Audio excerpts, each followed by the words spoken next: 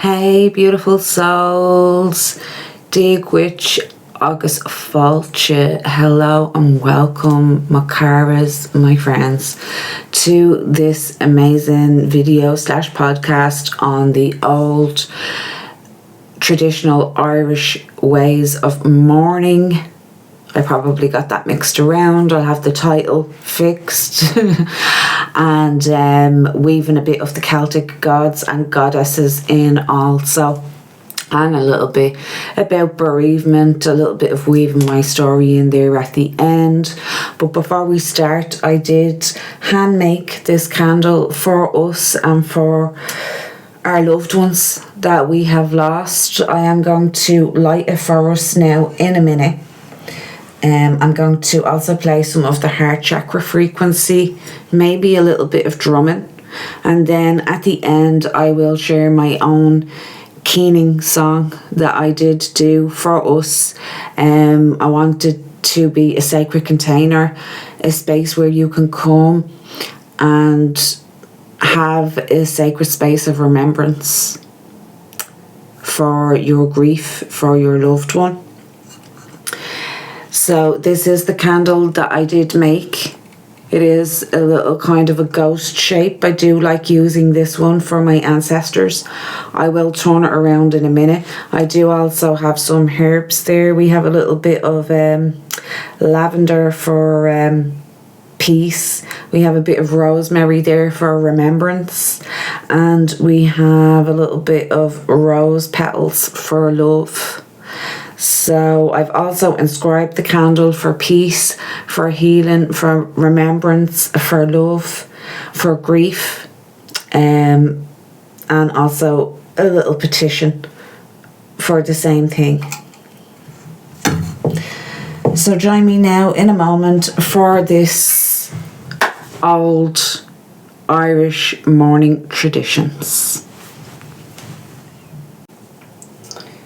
Okay, beautiful souls, so tonight I'm lighting this candle I made for those we have loved and lost. May its flame hold their memory, bring comfort to our hearts and guide their souls with love.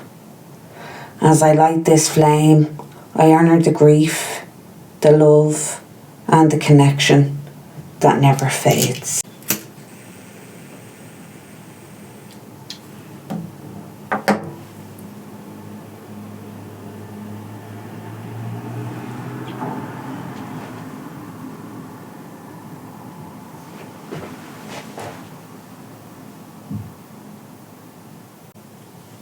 So just letting the resonance of this heart chakra bowl bring healing to every cell of your being.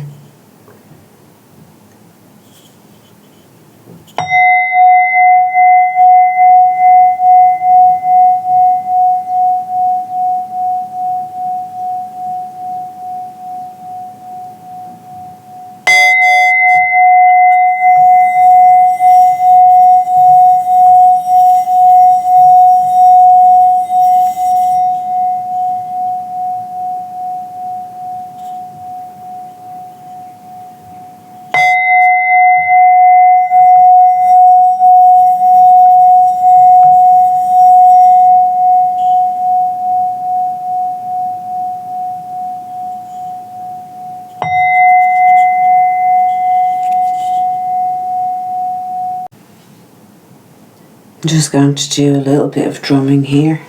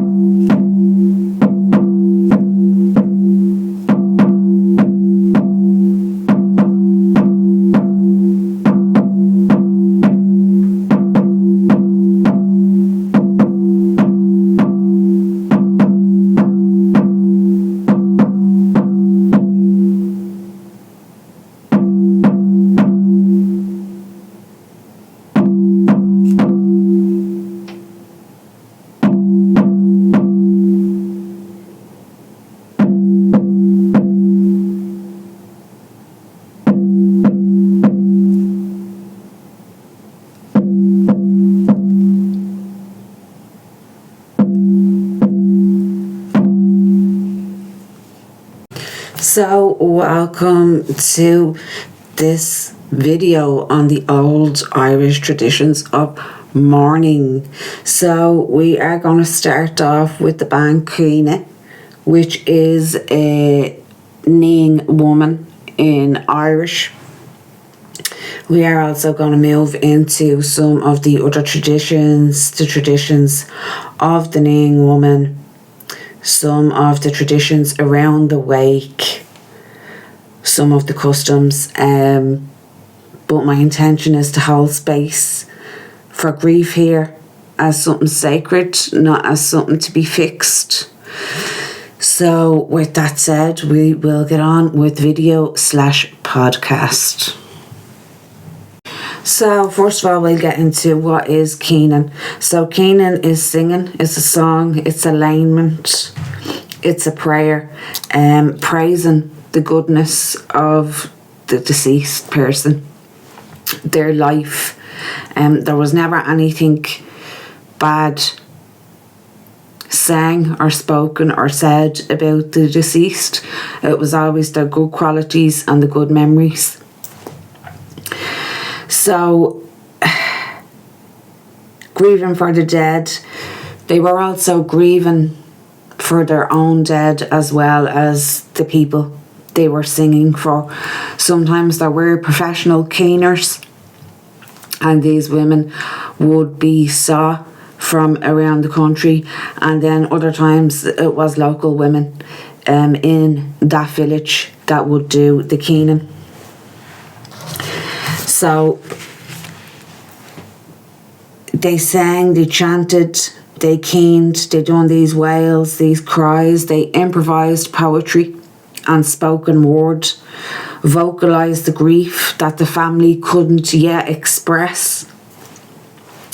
They helped to release the emotional pressure of the community, and this often led to the lament from the moment the body was laid out and out through the burial.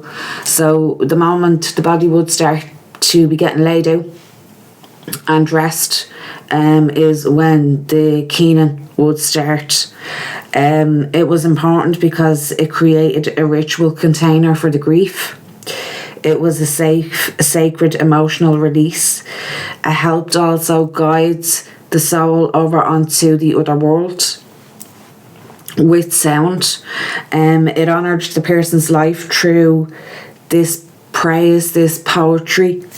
It stopped the grief also from getting trapped in the family home, which is a big thing, as I'll get into more. The wake was 3 days, and the body was laid out in the house of the family, and somebody would stay there with the body. I'll get into that more in a little bit, until the third day, to make sure that nobody did wake up, and I'll get into the reasons why later on. There is some physical, tangible reasons, and then there is also some metaphysical, otherworldly reasons for it also. So as I mentioned, a brilliant one. It did stop getting stopped the grief getting trapped in the house. Mercury is retrograde right now. So my communication, everybody's communication is a bit off. And it also was considered a spiritual gift passed down through lineage or intuition. As I'll mention later on when I share my bit of my keening rendition song, it's not so much about being a great singer, it's more about the feeling. So as I was saying there, the features, it's not meant to be pretty, it's meant to be raw, it's meant to be full-bodied, it's often used in repetitive phrases and short lines. The voice breaks, it cracks, it moans as part of the power. And the sound acted as a bridge between the living and the dead. Oh, my glasses, sorry, I was doing a little bit of my computer work there earlier. So it is a bridge. A famous person of a singer that I can compare and give you an idea is Dolores O'Riordan from the Cranberries. She done a lot of kind of wailing and keen in her singing. Bloody Mercury retrograde. So, as I mentioned, sometimes the families would pay a professional keener to come and lead the lament. So professional keeners were known for strong lungs, for deep emotional presence, for a gift for improvising the personalised laments and the poetry of that person that passed. So the church did discourage this in later centuries. Around the 20th century, it kind of started dying out because it was too pagan. It's too pagan for us, but we'll just rob half of your Celtic gods and goddesses and turn them into deities. Don't even get me started on the hypocriticalness of any religion, especially the Catholic Church. That is another video entirely. So it did survive in rural areas, especially in the west and the Gaeltacht regions of the country, well into the 20th century. Sorry, I thought I just heard a knock in my house, not on the door. So many believe keening carried echoes of the Banshee tradition. So if you hear about the Banshee, you might have not fully looked into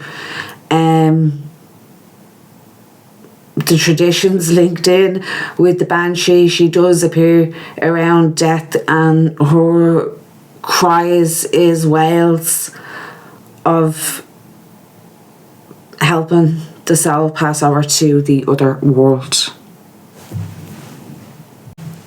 So at this stage I will put up a picture here so that you can get a visualization of what I'm talking about with the wake, and I can go into some more of the traditions here. I feel like I'm getting through this video / podcast quick enough, and it took me a few days to get all of this information together. So we'll keep going. As I mentioned, a member of the family would come and they would stay and watch the deceased person and make sure that they wouldn't wake up. As I mentioned, especially around the famine time, we did and we still have our burials down to 3 days. The funeral, they're buried by the 3rd day. So this was for a couple of reasons. First of all, it was to make sure that the person was truly gone. This was before modern medicine. So comas, catatonic states that mimicked death. It was also to protect the soul in the liminal time between death and the burial. It was also to keep the fae spirits away, to keep any misfortune away from the body. It was also to support each other, share stories, and the process of the loss slowly, to give emotional space before the finality of the burial. So basically for the family to come to terms with what's after happening, and that this person is finally gone. And as we'll get into more later, and as I'm sure you already truly, fully, well understand, if you're drawn to this video / podcast, that it is really hard to come to terms with. So this is why they gave it the 3 days. This is also where the bells came in and the dead ringer expression came in, because there was fear of being buried alive around that time, because there wasn't much known at that time about modern medicine, about the body, about other states that the body can go into. It looks like you might be dead but you're not. So where was I there? Yeah, this came in with the bells. If a person woke, they could ring the bell and be rescued. In the graveyard, there is historical cases of premature burial, and this increased the fear. But when I was up in the Famine Village, the man did mention that there was kind of only one over that part of Ireland that did happen in that time, so I don't know if it could have been more common around different parts of the world. It was also a spiritual belief that the bell was a sound that guided the soul and kept away any bad spirits, we'll say. It is also a symbolic marker of the transition from the physical to the other world, and the folk memory is preserved this tradition well into rural Irish history. So some of the other traditions that is there that you were probably looking at when I put up that picture, there is the clocks was stopped, the mirrors was covered to prevent the spirits from not to prevent the spirits. The mirrors was covered to prevent the spirits from being trapped in the mirrors or in a different realm, and the windows was opened in the house to make sure that the spirit could travel free. There was also snuff passed around at the wake, and there was a couple of reasons for that as well. So first of all, it was a ritual gesture, so it was a way of marking your respect. Taking a pinch was a way of saying, I'm here, I honour you, I honour the dead.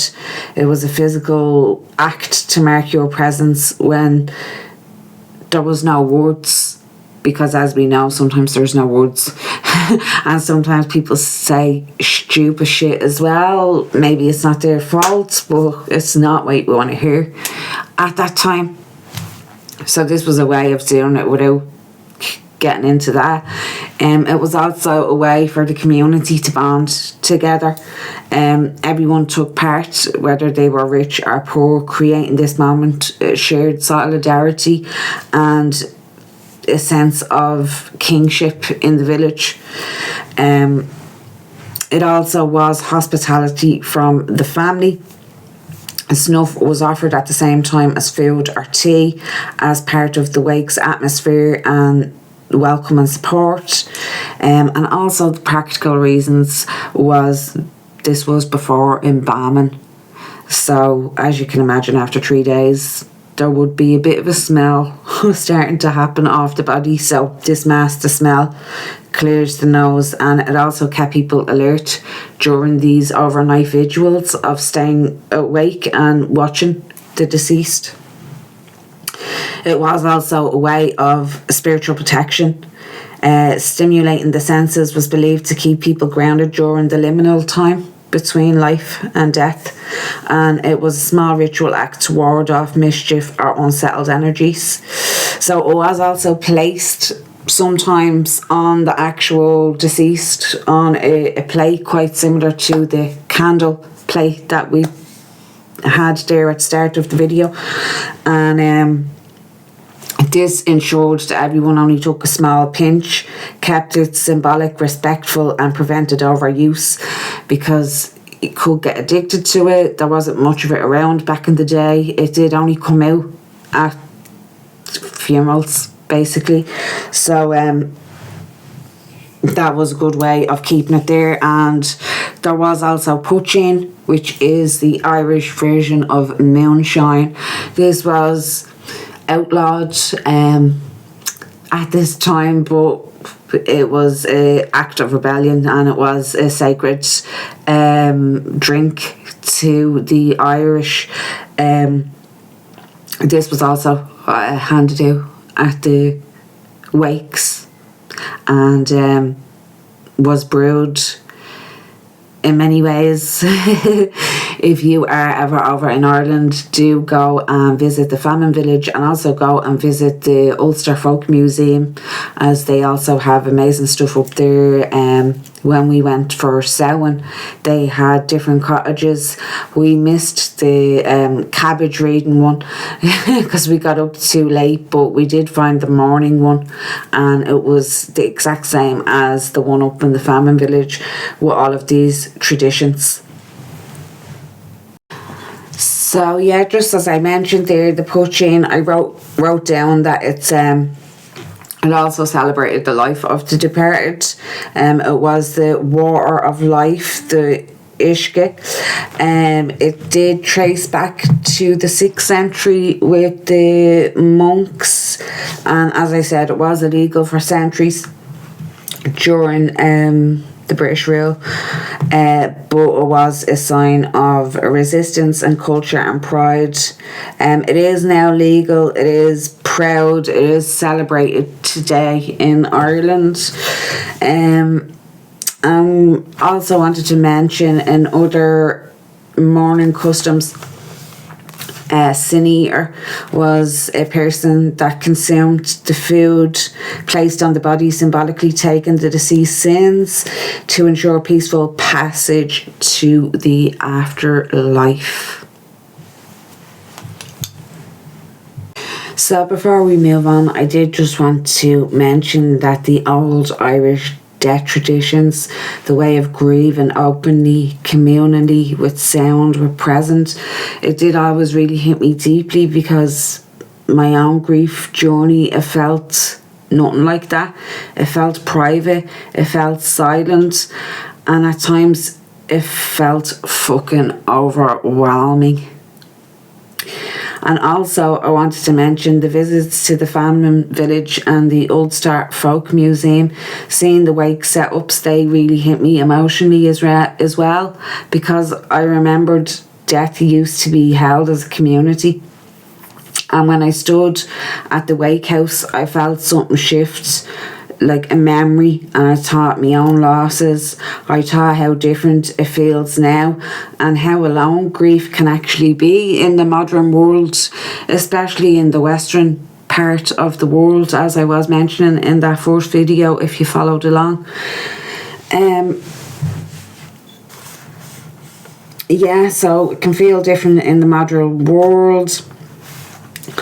So we are going to move on to and touch on to some of the Celtic deities that are related with death, with transition, with moving over.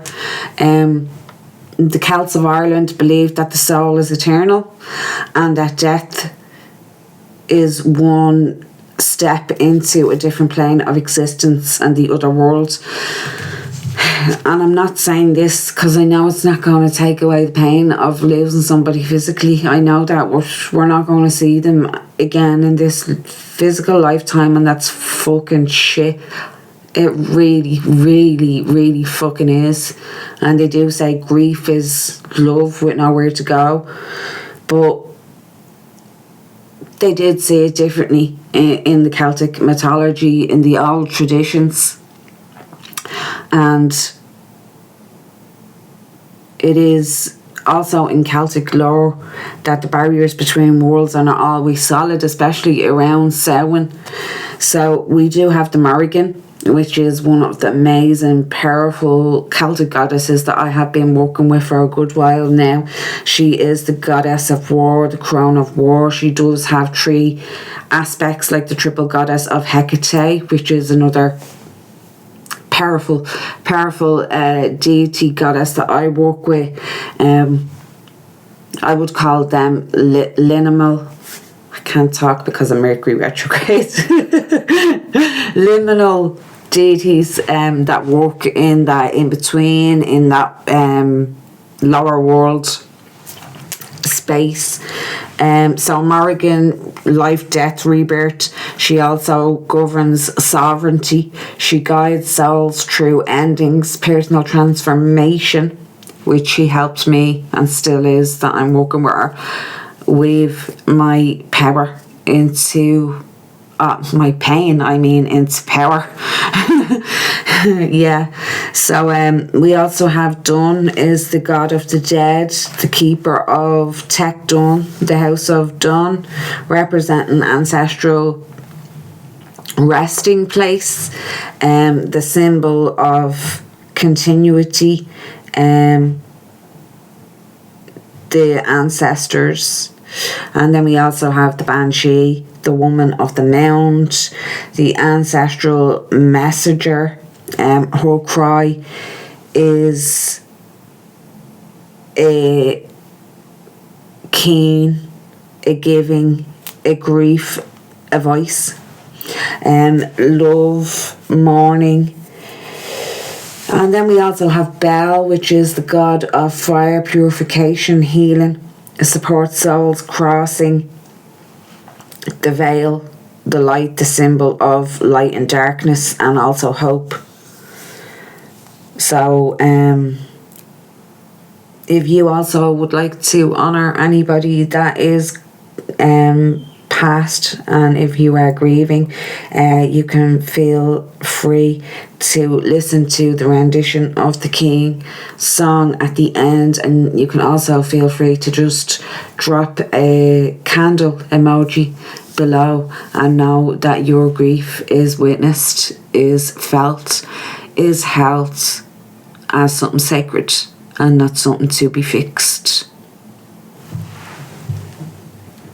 So I am just going to touch on my grief a little bit, and in touching on my grief, I hope you are being witnessed, being heard, being seen. So as I mentioned in that last one, the bullseye metaphor, that whoever is closest to that person that passed is the one that's going to feel it the most, and then other people will feel it on different levels, layers and dimensions. I'm not saying they're not going to feel it. I'm not saying that at all. I know everybody grieves different. I'm just saying this is from my perspective. It was my husband that passed, so it was my husband and my daughter and myself that was the bullseye for 12, 13 years of our life. And then the next minute it wasn't. So it does change you. There is a before and an after. There is a soul fragments that get split off, and you know, it's not something to be fixed. It's not something that is going to be healed, and we all know that. Like, we know that this, I'll get on to more of the sayings in a while, but time is a great healer isn't a good saying. Time puts a bit of space between when your soul fucking broke off and fragmented. That's literally what it does. But I'm not getting, I'm going to be turning this around by the end, guys, with the power and with me being here now. So it's not all doom and gloom. It's really not. But we are here to talk about it. You know, as I mentioned, it's not talked about in the Western world. It's swept under the rug. And then when somebody goes through bereavement, they just offload because there's nowhere for it to go. It's still not talked about. The religion still has a big role to play as well in the way things are, as does society. But that's a different video, probably. So as I mentioned, yeah, we split. There is a before, there is the after. As I mentioned, that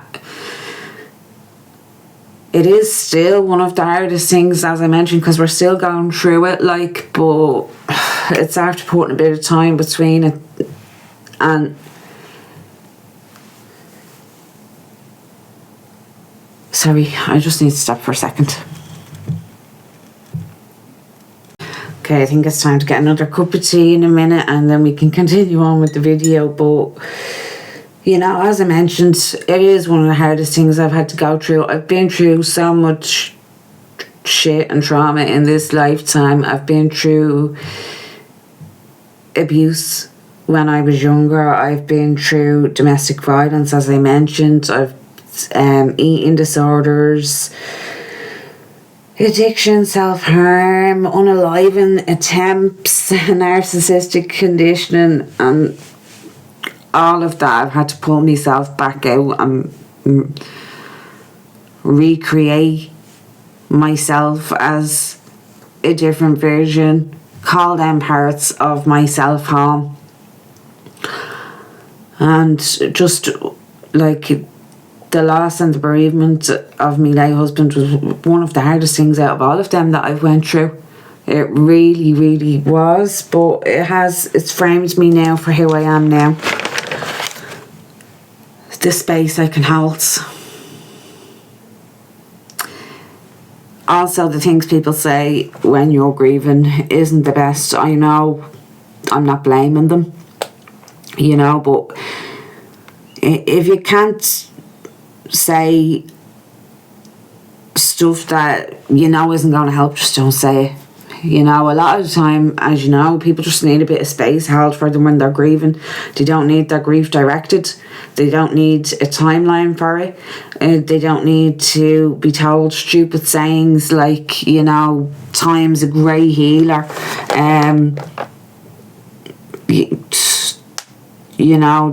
Just fucking, I'm not even going to get into them other sayings that I wrote down there because there's no fucking point. There's really not. But as I was saying, time doesn't heal. It creates a bit of space between the before and the after. And there is also secondary losses then also when you lose somebody that close to you. Because people that have been in your life before, when things is going all right, or when they've been in it, maybe when shit's hit the fan a little bit, but it hasn't hit the fucking fan in this way, and then they just can't handle it, so they fuck off. So then you're left then with secondary losses. You're already after losing a big major fucking part of your life, a love, and then you've lost a bit of your fucking soul. They're fragmented off, a couple of bits, they're fragmented off, and then these so-called people that are supposed to be friends, supposed to be holding space, fuck off as well. So then you're like, alright, I can really actually see another level of humanity that I'm fucking actually sick of looking at right now. Especially when you know that if they went through that same thing, you'd hold space for them. You'd hold space for them. You know that. You wouldn't just fuck off. You wouldn't say, oh God, this is getting a bit too for me. I can't stick around. I have my own shit going on. Well, whatever shit you have going on isn't obviously bigger than that. But, hey, sounds like they weren't our friends in the first place. So, good luck. You don't deserve to be with us on this next level, this next version. Good luck with your life. I hope you move on. Also, as I will get into in another podcast, from cutting off the toxic and narcissistic parents and being reared and raised and parentified around that, and then you're healing from that yourself. If others have been in similar situations, which they usually are, because you usually attract people that are in similar situations, and they haven't bothered to start to heal from that, well then they're gonna just stay in that cycle while you're healing from that. But that's another video, but it does kind of link in with that also. So yeah, as I just mentioned, you don't need people directing your grief. Find people that can sit with you, that is not trying to fix your grief, it's not trying to direct it. And yeah, just now, this is me emerging, new version of myself, stepping out more into the Ban facet, the witch, the shaman, into my services, into holding space, into turning pain into power, into calling them parts back. So the final blessing here is, may your grief be witnessed, may your love be honoured, and may your beloved deceased walk with you in peace. As I mentioned, if you feel called and welcomed, you can share a little bit about the traditions around the world of mourning. And also, if you wanted to honour the memory of somebody that has passed, you can simply comment with the candle emoji. My throat chakra. my throat chakra. So I will play a little bit of the kneeing song, my little rendition of it, in a minute, and I am going to turn the camera back around to our lovely bereavement candle, morning candle that we have lighting there, and I wanted to just do a translation of the Keenan song that I done, because it is in Irish. So O Cono O is meaning alas my sorrow, and then Gujer Imagine is forever this morning, and then Gujakor is with difficulty. So that's what the song and the lament is. I hope you enjoyed. I will be back soon. Thank you for joining this space. Slán go fáil. Goodbye for now.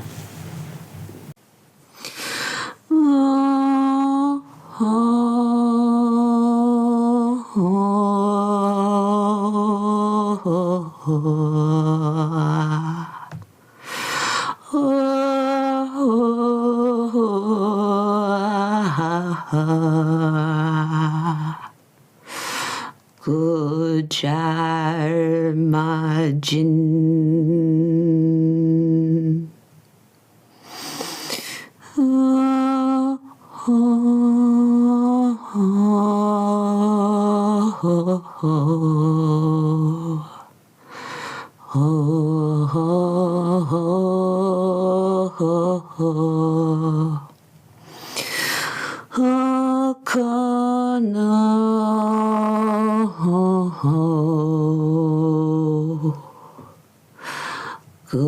Gujar Majin